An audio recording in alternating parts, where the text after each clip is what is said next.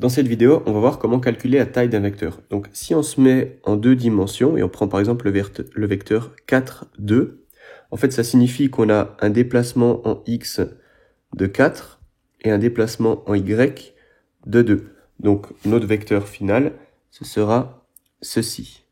Et la norme d'un vecteur, en fait, c'est sa taille. C'est de là à là. Et donc, en faisant simplement un Pythagore sur ce triangle rectangle, on peut déterminer sa taille. Donc, ça nous donne 4 au carré plus 2 au carré. Et on doit prendre la racine de ceci.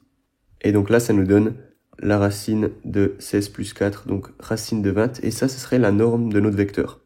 Et tu vois qu'à partir de ça, on n'a pas besoin de juste mémoriser la formule générale. On peut la retrouver très facilement en se rappelant que c'est juste un théorème de Pythagore. Parce que la formule générale pour la norme d'un vecteur, si tu as un vecteur x et y quelconque, ça c'est ton vecteur v, on va dire, eh bien la norme de v, qu'on note comme ceci, c'est la racine de x carré plus y carré. Et en fait, c'est simplement un déplacement en x donné, un déplacement en y donné, ça nous donne notre vecteur.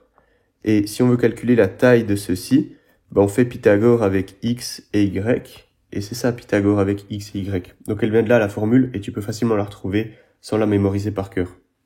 Maintenant, dans 3 dimensions, c'est très similaire. En fait, Pythagore, ça marche dans 3 dimensions, dans 4 dimensions, ça marche dans toutes les dimensions.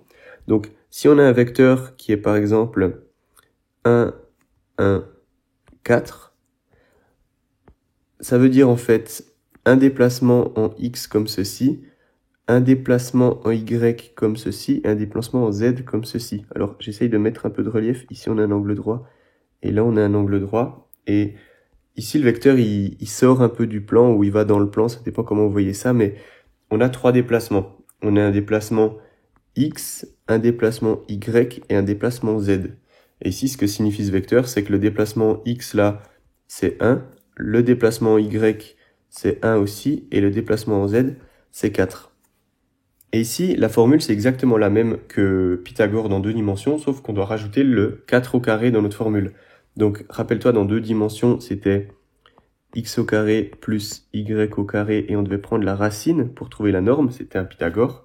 Et ben là, ce sera Pythagore, mais avec 3 composantes, en fait. Tu dois faire 1 au carré plus 1 au carré plus 4 au carré, et prendre la racine de tout ça. Et donc, ça va te donner la taille de ce vecteur bleu ici.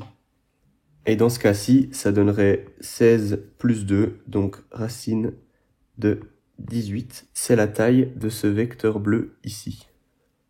Alors maintenant, la norme elle est aussi très pratique pour définir les distances entre deux points.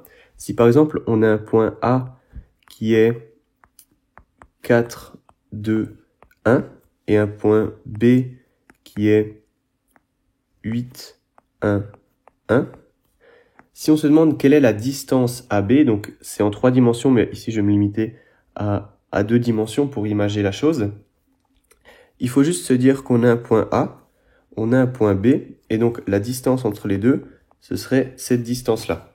Donc on aimerait calculer ceci comme distance. Et ça c'est facile à faire parce que maintenant qu'on a ce nouvel outil qui est la norme, on a juste à créer ce vecteur AB, ou alors à créer le vecteur BA, ça reviendra exactement au même, la distance entre les deux, et calculer la norme de ce vecteur. Et ça nous donnera cette distance D ici. Donc, si on le fait pour ce cas avec A et B que j'ai donné, on doit faire le vecteur AB, donc 8 moins 4, 1 moins 2, 1 moins 1. Donc, le vecteur AB, ça donne 8 moins 4 qui donne 4, 1 moins 2 qui donne moins 1, et 1 moins 1 qui donne 0. Maintenant, là, on vient de calculer ce vecteur ici, AB, et on va se demander quelle est cette distance D comme ceci. Donc, on doit faire la norme du vecteur AB. Et donc, la norme, c'est la composante en x au carré, en y au carré, en z au carré, et on prend la racine.